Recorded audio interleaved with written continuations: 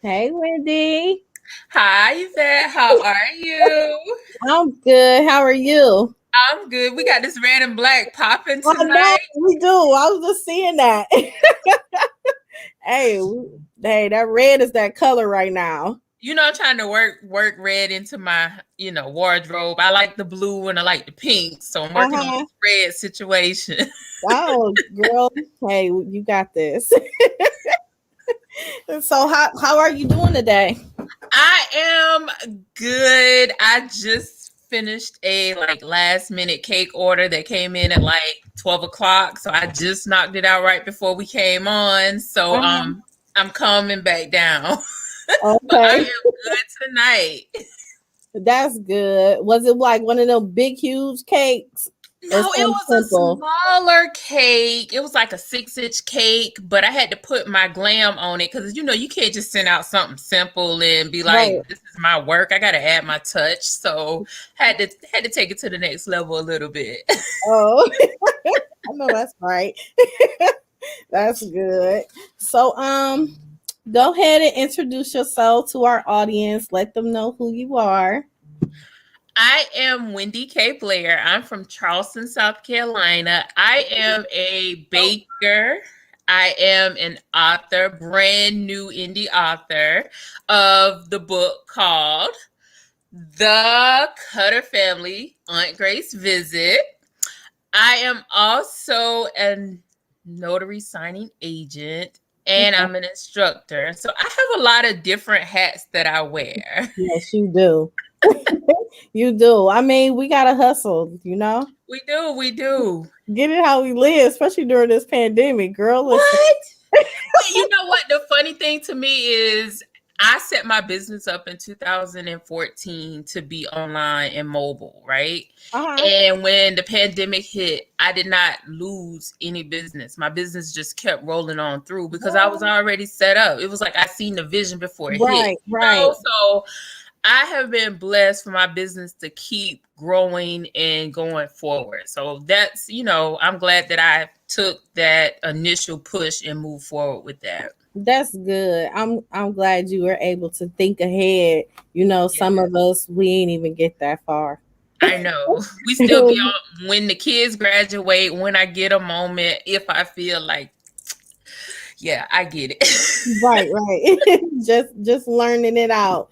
So tell me a little bit about your childhood. What was it like growing up? My childhood was good. I had both parents actively Okay. involved in my childhood. Um, the interesting thing was I didn't realize I was middle class until I got to college because I thought that, I was poor and just deprived of all the good things in life. I got to Mhm. college and I realized, you know what? My parents were doing better than most parents was doing. When I started seeing different students on campus and the things that they didn't have, Mhm. I did have an interesting teenage adventure. I would say it taught me some lessons. I Okay. ended up getting pregnant at 16 and delivered at 17. So Really? What was your parents' reaction when you were pregnant at 16? I was deaf scared to tell my mama, okay? Because my mama that old school. We ain't having that up in here. I thought she was gonna kick me out and just disown me. She came into the doctor's office and the doctor was like, "Miss Blair, your daughter's pregnant. She's gonna have a baby." And my mama was like, "Oh yeah, okay. Well, you're not giving the baby up for adoption. You're not doing an abortion. If you lay it down to make a baby, you're gonna lay down and have this baby and raise it." Mhm. So I had to kind of go with the flow of, all right, this is something new. Let me just change my positions and take charge of it. And my dad, he really didn't say much, but he was supportive. Both of my parents were supportive That's a throughout it. blessing. Yeah, it was a blessing because I was, like I said, I was deaf scared. I thought my mom was going to kick me out and disown me and not talk to me no more because I made, that mistake in my life. Right. Um, Moving forward, I was in cosmetology when I ended up getting pregnant. So when I graduated high school, I graduated with my cosmetology license. And I was actively involved in the things that most teenagers do in high school.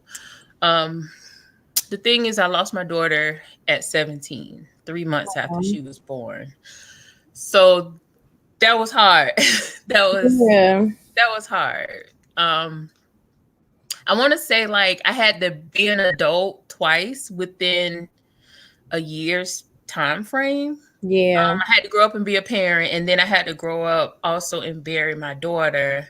And it was in my household where my mom was like, well, you got to keep things moving. You can't stop. So I didn't really take the time to grieve. And I think that would have been the most important thing if I would have had a moment to grieve during Right. that period because I was over 300 pounds Oh after my man. daughter died because food was like my resource. Right. Um, So you fell into a depression. I did, but that's not the only thing. I had already experienced 3 attempts at suicide before I even got pregnant. So that was the What led you to that from before? I think what it was my mom always accused me of things that I wasn't doing, and Mm, it was hard to accept the fact that my mom didn't believe me or didn't trust me when I told her things, and that was hard for me. Like when I look back at my journal writings, they're dark. Like they're so dark. I'm like, wow, this girl was really going through some things, but I was shut off in my room. I wouldn't even come out to eat. I would just go through the daily agendas, but I got hospitalized because of suicide attempt. suicide. Yeah. And then when I got pregnant, I think that was my light, because it was like I don't have to raise my daughter in the same environment. I can make it better for her. Yeah. So Yeah. It was like giving a life and saving your life at the same time. right, right. For you going through something like that. Right. And, I know a lot of people, it's like, well, you had a baby at 17. A lot of people had a baby and they moved on or whatever. But I also had to deal with my friends in high school because one of the parents told me, now you have everybody having babies. Because one of the girls in my circle, when we got ready to graduate, she was giving birth to her son the day we walked down for graduation. And I carried that for 20 years. Like, But yes, a lot of people they need to stop doing that.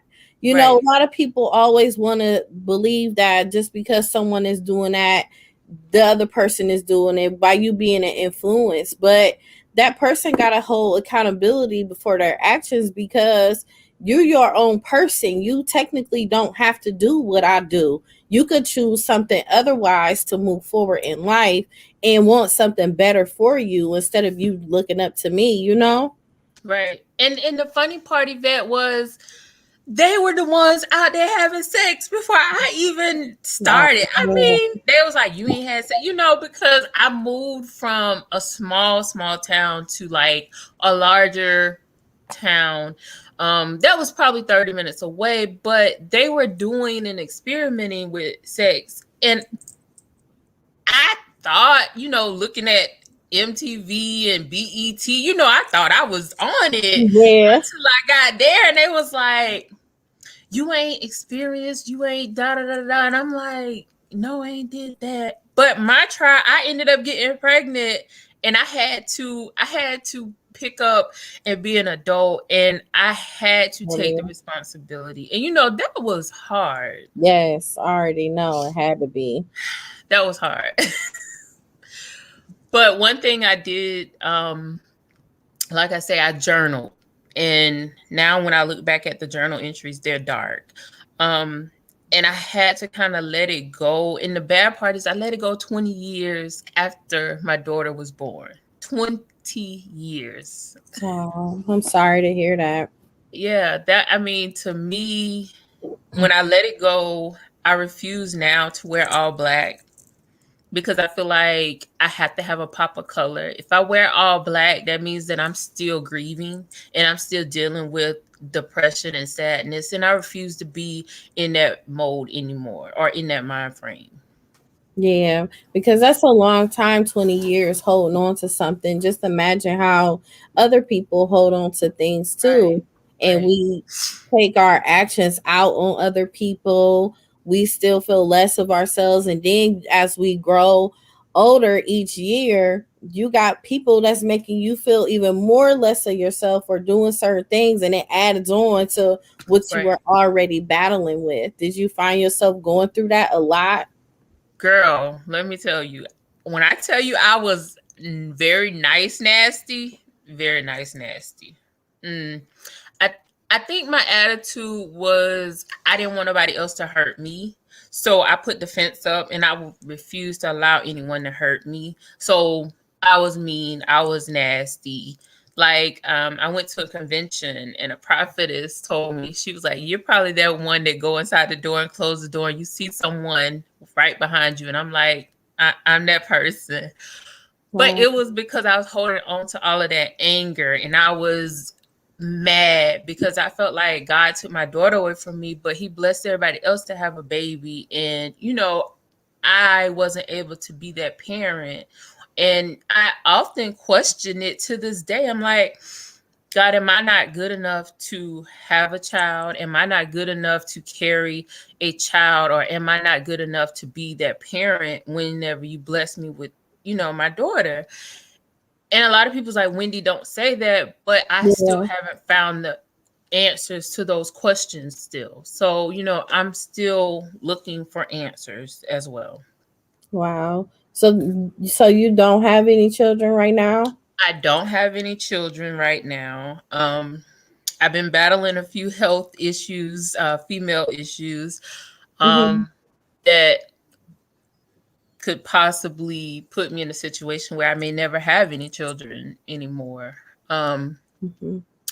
but I did change a few things in my life, which was I started eating healthier and I stopped eating meats. So I only do seafood, but Okay, like that pescatarian. pescatarian, and I felt like that has helped. It has helped the situation. So I had a surgery date scheduled for January, and now it's pushed back. So we're seeing where things are going. But it's still a question that I have. Like, are you going to be able to bless me at this point, or did I do something wrong as a child that you took my daughter away? Those questions are there. Yeah. And I try to move past them because I know that it's brighter things ahead, but I just can't get past, certain questions. So, Yeah. There's certain things that you feel. Honestly, I can relate to you on that because I'll be 38 this year. I still don't have any kids. mhm, And what it is my cycle is irregular. So right, I don't know when I'm ovulating. I didn't try right, any and everything. So I think, the eager of us wanting to be a mom so bad, sometimes we try to like forget about it, like, no, I'm not gonna think about it, I'm not gonna worry about it, it's gonna come when it's gonna come. But I understand what you're saying, like it's just so hard to mhm, still have that faith there, still have that feeling like, yeah, I know I'm gonna be a mom. But then it's like when you're trying, it's like, oh my god, it you're didn't right, happen, you know. right, So right, it's difficult, and sometimes it could put you real sad into a depression too. right. And I think my way of being able to move past the depression stage and to move past 20 years of holding on to anger and trust issues is to try to tell my story, try to motivate that that young girl or that child that may be dealing with a parent that may not even be there, but at least motivate some child to let them know that they still can follow their dreams. It may be a hard path, it may be a difficult path, but you still can follow your dreams. Like Yes. one of the things I do is I take sticky notes and I write all of my goals and I put them in the closet and I put the clothes in front of them. And I just try to make sure that when I accomplish a certain goal, I take that sticky note down and replace it with something else so that I can stay moving forward, can stay focused so that things don't become stagnant in my life. Right. And I can feel like, oh, well, I didn't do this good enough. And I don't know if you get it because I get it a lot. People call me and be like, Wendy, I'm so proud of you. I'm so glad that you're doing what you're doing. And in my mind, I'm like, I ain't achieved what I'm trying to achieve yet. Yeah. Yeah, like, but you see the good in me. I appreciate it, but I haven't checked them check marks off of the things that I want to accomplish for Wendy K Blair. Right. So, You you know, know, that's that part of being hard on ourselves, you know? yeah, And yeah, you just be like, dang, I'm not doing this. I didn't do this. It's like you just feel so unaccomplished. But right. it's like the things that you really, really want, really, really bad, it's like it just don't come that easy at all. Right. It's like it's so far fetched. I'm like, okay, how long I gotta travel down this road before I can get to just that glimmer of what I see for my future? Like it's there, but I can't touch it. I had a faith, but I can't touch it yet. And maybe Yeah, I'm not at the point where I need to touch it because maybe I'm still getting molded you into are. the things that I need to do. But just to have people call me and be like, I'm so proud of you and I'm so glad that you're doing stuff. And I'd be like, oh, thank you so much. But in the back of my mind, I'm like, okay, but Wendy K. Blair hadn't done enough. But you know what you need to do though, Wendy, and I had practiced this with myself. When people do tell me that they proud of me and everything, I accept it. I accept it for exactly what it is. Even though I used to be like, oh my God, I'm not even where I want to be. But we have to embrace the things that we are doing currently at that very moment because life could be worse for us. Right. Many things could happen or could have happened, or it could be, you know, just things that's going on currently. So you need to start embracing and celebrating for Wendy, Right. you know, because you have came a long way. Just imagine you had 3 attempts of killing yourself. You had depression, you was hospitalized, you lost your baby, you still Mhm. trying to have a baby, but you're still here. You Right. still obviously you have a purpose and you need to Yes. realize and know that you do have a purpose here and you living in your purpose. So Right. I'm not gonna sit up here and let you not accept that Wendy is the bomb, okay? No, no, no, no. Now I know I'm the bomb. Look, Yeah, but you need to embrace it. You need to you are right. You are just right. I do. leave it at that and just know Okay. Wendy is the bomb, okay? So I'm gonna do a 30-day check-in after this interview, and I'm gonna be Yes. like, "Look, Yvette, da da da da," and this is what I've done. I did say that I'm gonna write down the 10 things that I am most proud of for me. Yes, you have Because to. yeah, I have done a lot. Like, Yes. Because the stuff that I read up on you, girl, please, you was doing it. Seriously. And you gotta you have to keep going, you have to. And even like the spirit of your baby, it's like you have to, you're gonna feel it at times, you mm-hmm. know, if you just sit there and just really think about it and actually analyze on it, you're gonna feel your baby spirit, you're gonna feel your baby hug you, touch you, just everything, you're gonna feel it. Yeah. One thing I do is I meditate. So Good. sometimes I do guided meditations, but the times when I do unguided meditations, I feel like I am closer to her. And I feel Yeah. like we're sitting down, we're having that mother-daughter conversations, we're Good. talking. I'm like, baby girl, I'm doing this and I'm doing that. And I just can feel her spirit telling me, Mommy, I'm doing this and I'm doing that. And I'm in college right now. So I really feel like it's a strong bond there. I am taking it every day, bit by bit, as I talk about and tell my story. And it gets easier. So I'm really embracing this. That's good. And it get easier, but it's so I just want you to know it's okay to have your moments too. Yeah. Sometimes we like how you said, obviously your mom wanted you to be tough. Your Right. mom didn't want you to embrace your emotional side. Just Right. like, girl, look, it happened, keep it moving. Right. But Right. I want you to know it's okay to cry, because after you cry, that's therapeutic. It's Right. helping you to be able to move forward. It's like, okay, I released that. All Mhm. right, cool. Let's keep it moving now. Right. you know? Right. Right. So it's okay. Yeah, I cry sometimes, but like you said, I came from my mom was old school, so it's like we're gonna Yep, deal with this, we're gonna keep it moving. And I think for me, that's why I have accomplished so much yep, because I try not to have that blank moment, that do nothing moment. I take them here or there, but I just try to make sure whatever I'm doing, I'm making my family proud.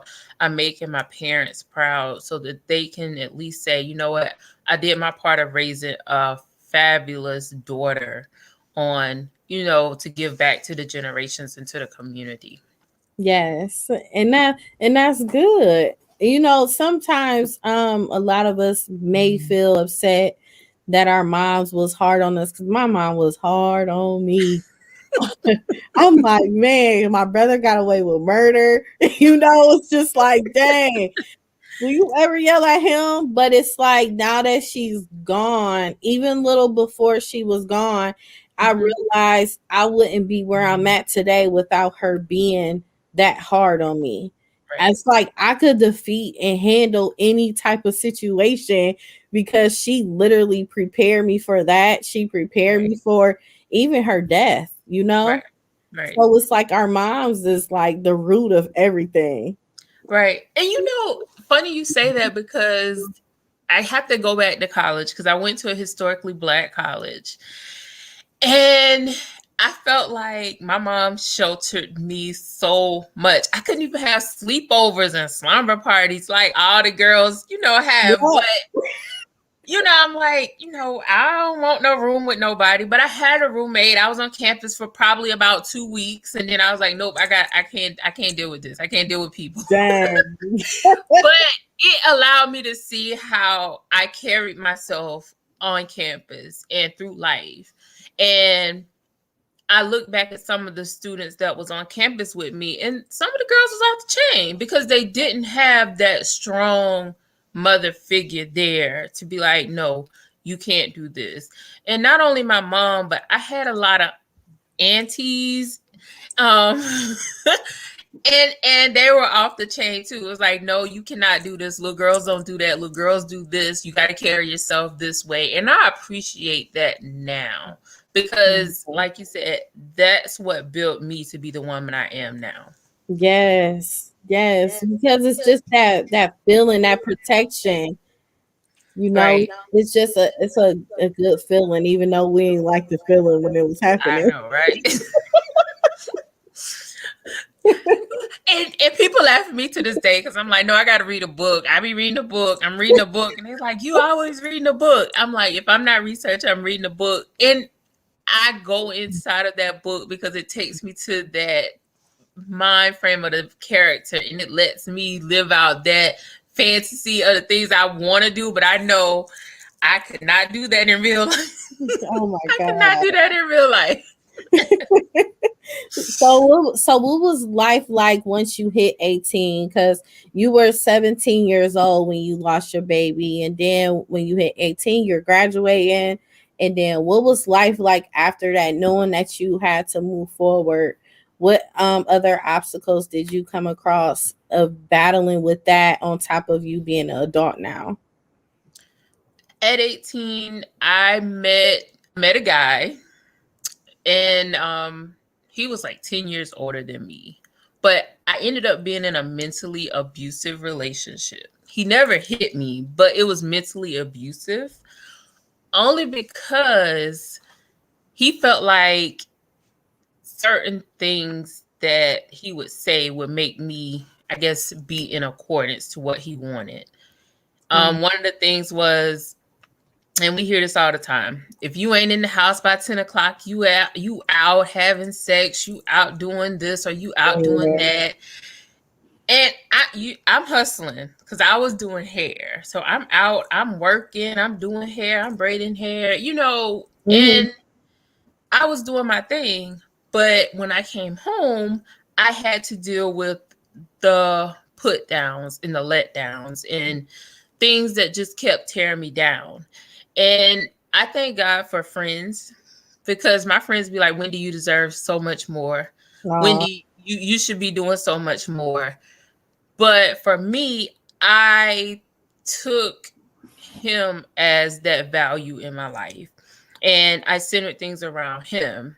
Like, I was SGA president in college, and just because certain things happened after 9 o'clock, I could not attend those events on campus. So I had to let my position go as SGA president because he was insecure.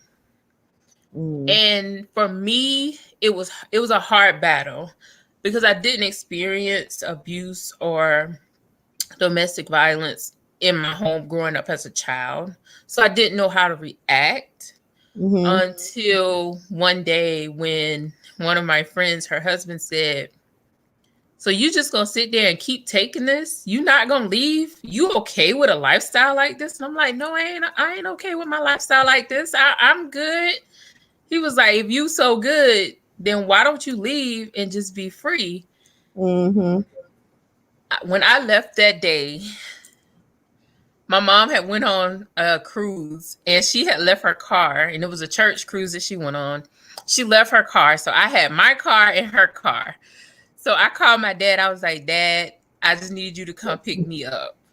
I packed all my stuff up and I walked away. Wow. I felt so free. I had found an apartment. I did not tell him where I had moved to. I found an apartment, and I did not have the furniture at first. I had to ask the apartment complex. I was like, look, do you mind just working with me to pay my down payment? Because I didn't have it. I had like $80 to my name, and I moved into my own apartment. My dad came and helped me move my stuff out that night. And the guy told me, you'll never be anything without me. And it's funny because I had to look back at that and say, you know what? I am thankful that he taught me that life lesson, because I am so much more without him now. Girl, listen, you better say it. And I had to call him, and I was like, you know what? I just want to say thank you for taking me through all of that. Wait, you called him? I had to call him. Yeah, I called him. I was like, look, I want to thank you for taking me through all that. I want to thank you for making me the woman I am now. And his words to me was, yeah, I really was a butthole. I really was mean. You was the best person I had ever been with. And I did not know how to treat you. The reason he did not know how to treat me, because he was dealing with domestic violence on his end from his father. Okay. So it's a revolving cycle. But that's one of the things that I know for me, I can't deal with, and I refuse to deal with that. And that's why now, no, mentally, I cannot deal with someone putting me down and telling me I can't do something. That's my fuel to make me want to do more and achieve those things you say I can't do. I know that's right. I'm proud of you myself, girl. That's good, because it's so hard for some women, and it's not even their fault that they deal with things like that. It's just some women aren't taught that, and some of them don't have that father figure, or some of them will probably do the opposite and want to stay and thinking it's love and they supposed to feel that way, and that's not. You're not Right. supposed to feel that way. You're supposed to know your worth. Right. And like I said, it's not that my father was not present. Me and my father, we had that relationship that nobody can ever break. Like I had a job and my supervisor used to always invite me to her sorority parties and stuff. And my dad used to always call, we got any parties to go to tonight? Like he was the person that I wanted to take to the party because my daddy was gonna have a good time. Aw. But I had the love there. I think it was just me wanting to find the love that my father gave me in a male. And it was hard to find that because I didn't have it as an example through the guys I was looking at. And we all know you Mm-hmm. pick one guy, and if you pick the same guy, that means you're in the same circle. You're not looking outside of your circle. So you're going to always pick that same person with the same personalities. And I just stopped dating. After him, I stopped dating for almost 10 years almost. I was like, nope, I don't want to Really? date nobody. Nope, I don't want to date nobody. I don't want to be in a relationship. But you know what? That's a good thing too, because a lot of us don't realize that we need to take a break to find ourselves. And a lot of times when that time do come, we'll meet the same guy on the frequency level Mm-hmm. the same as ours. And Mm-hmm. then we'll do it. Because obviously if we keep meeting these same guys with the same qualities, obviously you got to start looking at yourself like, Right. what's wrong with Right. you? Why are you attracting this? Is something going on with your energy for you to attract this type of man? So Yep. it's like you gotta switch up on things and know exactly what you want to attract. Right. And it starts with you. Right, right. And I discovered me. I That's chose to do good. things differently. Like I used to get up, I ain't put on that one drop of makeup, and I used to go to work. And that switch went off on me one day. Girl, I started putting on makeup. I started wearing heels. I wouldn't leave the house unless my face was beat. My godmama used to be like, you don't work with your face. So your face should be beat when you leave the house. Okay. And I started embracing that, and it just built my self-confidence up even more. So when I walked away, I clearly walked away, and I really built Wendy up. Even though I was carrying the anger still, I had built up my self-esteem, and I was a person that was confident in who, and I knew what I wanted in life. So, and I had to leave some friends behind. Yes. Not that I don't think that they're good women or good guys. I just felt like my path was a little bit different, and I had to take that path on my own. Yeah. And I do feel like at some point, me and some of the people that I left behind, we still can get together. We still can have a good time. But the way we're going to have a good time is not like it used to be. Like it used to be. Yeah. Yeah. And I don't Like, know if they're going to be able to embrace that. But, it is what it is. yeah. Because you at your peace level right now. Mm-hmm. It's like it's either gonna be this or it's gonna be that. Right, right, right. And Yep. like I see them doing well, I see them doing good, but I'm like, is that relationship benefiting me and what I want out of life?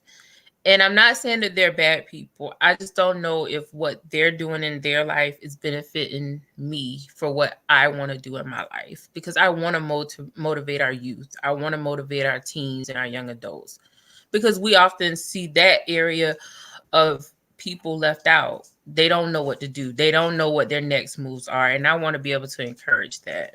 That's good. So tell me a little bit about your teen corner.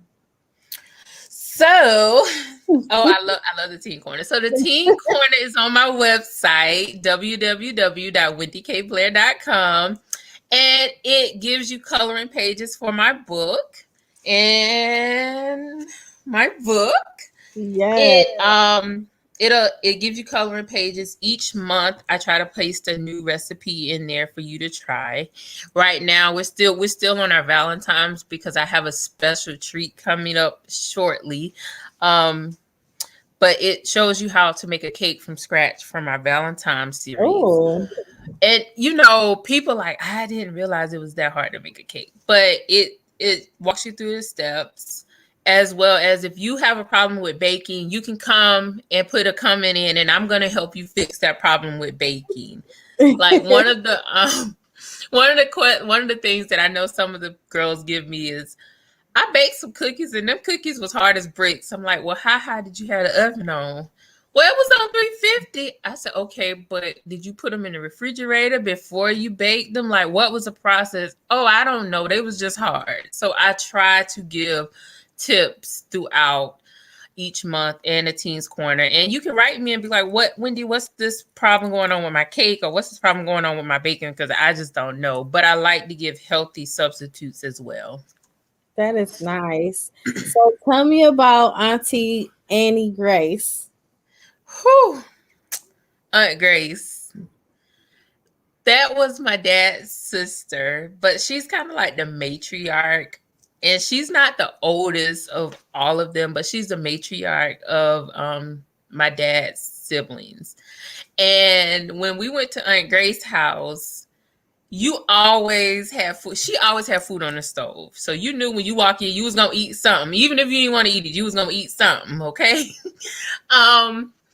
And she always had to go and show her latest fashion finds. And she's gonna model them for you, not put them on the hanger. Girl, look what I got. She gotta put them on, put the full hat and everything on, and walk down the hall and model them for you. And she loved to turn the music up and dance.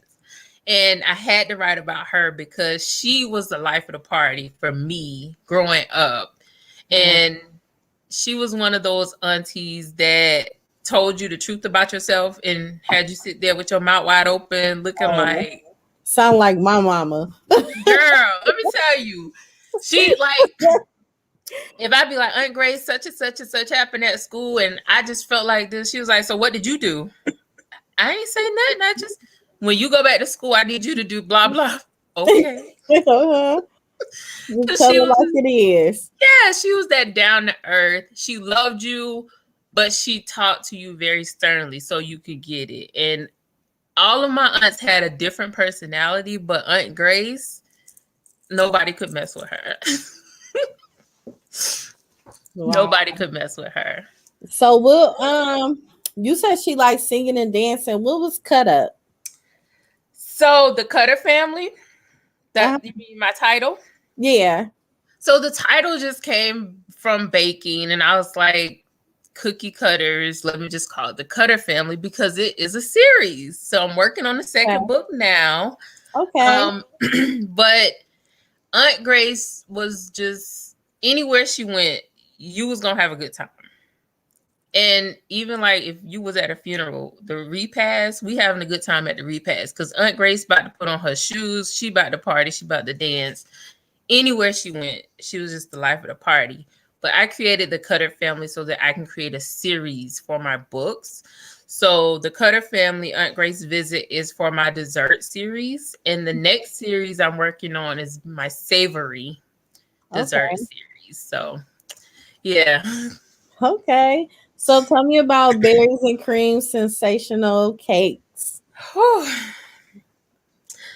Berries and Cream Sensational Cakes started in 2011. Well, not started in 2011, but 2011, I ended up getting migraine headaches where I would pass out, or I'll be talking to you and I'll just start talking gibberish and I'll pass out. And I was at home for a year where all I could do was read books and try different recipes. That's where I learned how to bake, by trying different recipes, taking them to my friends and family. Everybody was like, when do you need to open up a bakery? I'm like, I don't want to open up no bakery. So I just took the leap and I started Berries and Cream in 2014. And it's just been going. And the reason why I started it was because I'm like, I'm sitting home. Some days I just want a chocolate cake. And I got to drive to the store, get a chocolate cake, and then it's still nasty. So I was like, what if I have a mobile bakery that delivers to your front door and you can just order online? That's what I have. So Wow. I'm with Grubhub and Easy Cater, and that allows me to deliver to your front door. So Wow. yeah. That is nice. So what inspires you to start something like that? Just just the fact when you was just the idea that came about, or what did it also come from Auntie Grace too? Well, Auntie Grace passed in 2002, so she was Yeah, I already know that. gone. But it was just mainly from just having different people try different desserts, and it was like, Wendy, I really like this. I really think you should open up a bakery. And me just taking the leap, I quit my full-time job in 2014. I was a field director for Girl Scouts. I quit my job Okay. and I was like, I'm gonna open up my bakery. Child, I didn't have not one order for at least 3 weeks. And It's okay. You getting them now? I'm getting them now. But girl, I used to lay in the bed and be like, Lord, did I make the right thing? Did I make the right decision to leave my job? Was this the right thing? But for me, I have to be all the way in if I'm gonna do something. I can't be halfway in and know that I have another source to help me, because I'm not gonna commit full heartedly. So for me, I had to go all the way in. And I see the payoff now, because I hear my company's name in rooms that I didn't even know we exist. Like one That's lady what I'm called me, she talking was about. like, you made some cookies for a baby shower and they were so good. And I was telling my boss, and you gotta make some more. And I'm like, what baby shower was she was like, my friend. And so to hear my desserts are making people happy, that's what makes me happy, to know that they're making people happy. And I get to see the different generations that come behind each. Like one group, one couple got married and now they're about to have a baby. So I get to do Aw. their baby shower. Like those are the moments that really like touch me as a baker, and it makes me want to Yeah. do more. So that is what carries me every day, even though it's not hard. I had a bleeding bank account for a minute now, A girl but already know that entrepreneurship ain't no joke. it's not. And people like, oh, Wendy, you doing so good. And I'm like, That's what you see. yeah, that's what you see, but you don't realize the first year or two, I was really struggling. Like, yeah, the person would pay me, but I had to figure out how I was going to get the money to get the ingredients to make the cake before I got paid. Mm-hmm. But, people never saw that part. And I choose not to show that part, because I'm like, I'm not a money hungry person, Mm-hmm. but I want to give good quality desserts. And that's what my mission is.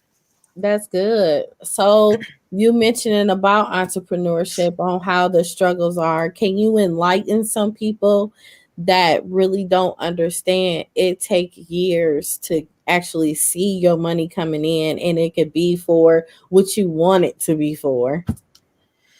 Yes. I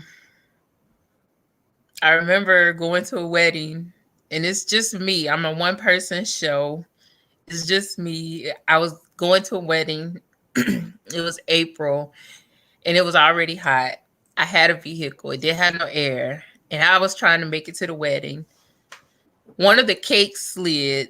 Ooh. I had to stop beside the road, try to fix the cake. I cried from the time I left all the way till I got to the venue. And when I got to the venue, the guy walked up to the car. He was like, "Are you the baker?"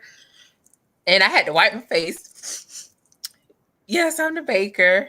And I had to hold my head up and walk in and act like nothing happened. And I had to put that cake together. And the reward was looking back at how the videographed my cake for that wedding. It was like, that was what I did. It looks like it could be in a magazine. But the struggle is real. Like, I really have days where I beat myself up, like, okay, I did this wrong. How can I fix it so it don't happen next time? Or, okay, I made this mistake, but how can I invest in myself so that I can make things work the next time? And that's been my only way of getting back up and praying. Yeah. That's been my only hope. I know, but you know, it's a steady routine for us to continue to do that. Even if we are standing on our 2 feet, we aren't struggling as bad as we were. We Right, still gotta embrace God and still have that right, faith there because He's getting us through it every single time. right. And for me, I have to pray before I deliver each cake. I just have to pray over the cake and ask God to bless that person that's receiving that cake or that order. And whatever they're going through or dealing with, let it be fixed. That's one thing I have to do before I take any cake out. Um, but I tell everybody that is starting a business, your first 3 years is your struggle years, and it's your years to determine if you really want to be an entrepreneur, because it's not for everybody. No, it's not. And one thing I've noticed is there are a million dessert makers, cake bakers, treat makers. There are a million of them out there. But I Mm-hmm. have to remind myself that when I look down the bread aisle, there's a million different types of bread, and everybody want different types of bread. Mm-hmm. And people are going to select what they want. And I have to carry myself in a position that I want my clients to respect me and respect what I offer. So if you're in your first 3 years, yes, it's a struggle. Yes, you're gonna have a bleeding bank account. Yes, you're gonna have days where you be crying and you be Yes. snotting and everything. You ready to quit and go get a 9 to 5. Girl, listen. Yes. Like I done called my friends plenty of time. Girl, let me tell you what happened with this order right here. I don't understand. And I'm crying. And know what they all tell me? What? Okay, you got this. So what you gonna do differently the next time? I'm like, that I ain't know help. that's right. I That ain't know. help my situation. See, see what type of friends you done developed. What? Girl, listen. That's what I'm talking about. But I am grateful for them, and I'm glad that they be speaking life into me, because some days it is hard, and I people already people know. don't realize the struggle. They don't realize the sacrifice that you have to make to keep them and yourself mentally sane. Um, I spoke with the guy. He told me, he was like, when do you take breaks? I said, I take breaks when my body tells me to take a break. He was like, no, when do you close and literally take a break? And I had to think about it for a moment, because I wasn't doing that. I was like, Oh yeah, I'm you just can getting this run money. yourself crazy. Right. I was like, let me just get this money. It'll be all right. I'm gonna just get this money. But you can get all the money in the world and you're still tired. You're still not happy. So I started taking breaks. Sunday and Monday I'm closed. That's good. I may check the email, but I'll reply to you on Tuesday when I'm open. But I've learned to take breaks in life so that I can be able to handle all of the stressors. One thing I noticed, and I'm a Les Brown fan. One thing I noticed with Les Brown, he was like, deal with problems at a certain time during the day. And after that, then just don't deal with no more problems to the next day.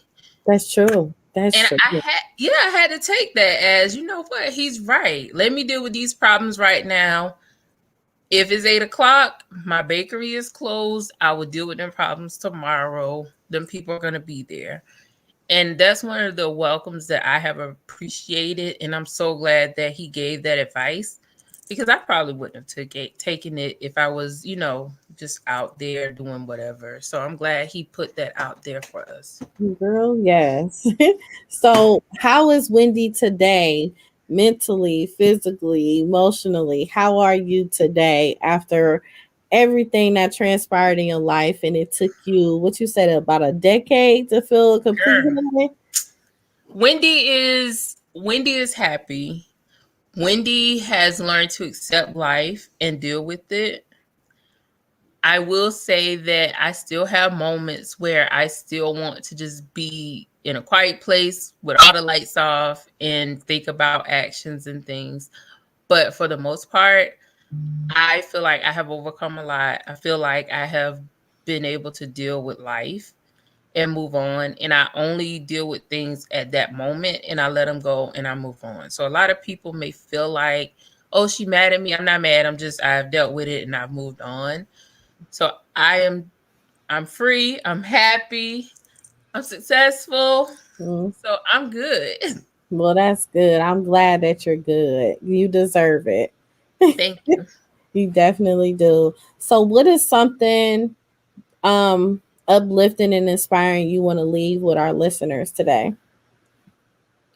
Come up with a daily routine. My daily routine is when I wake up in the morning, I pray, I do positive affirmations, and I do meditation.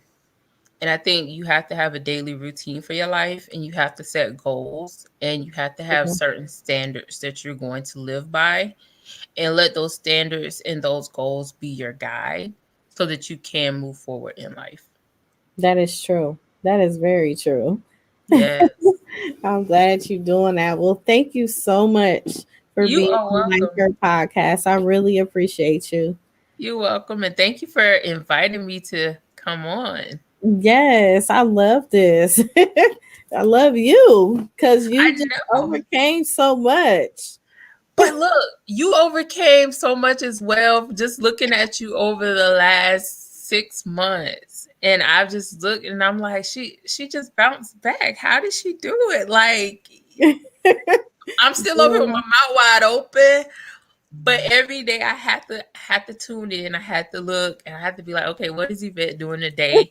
And you'll drop a funny little video on Instagram or you will say something. I'm like, you know what? She is so winning in my book. So I am thank so proud you. of you because you have overcome something that I don't know if I can handle that, but you are doing it. You are Girl, I'm rocking. trying. I'm trying. It takes a lot of time, a lot of patience, a lot of praying, a lot of meditation.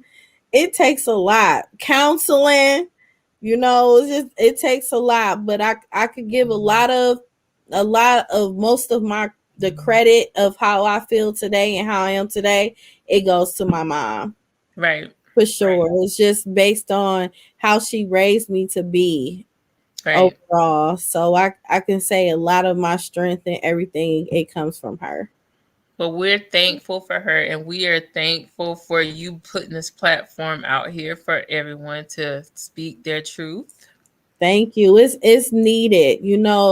A lot of times women are always silenced. Right.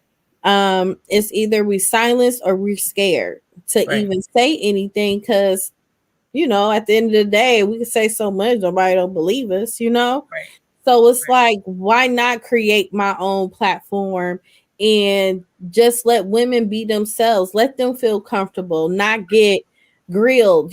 Some Mhm. women be interviewed and they're being grilled like they're in an Right. interrogation room Right. instead of them feeling relaxed and comfortable and able to talk like we girls. I know you Right. for years, girl. Hey, I know. I But just I love that. think too is when you're growing up, you are silenced, like you said, and certain things that you say, it may not be what other people want to hear.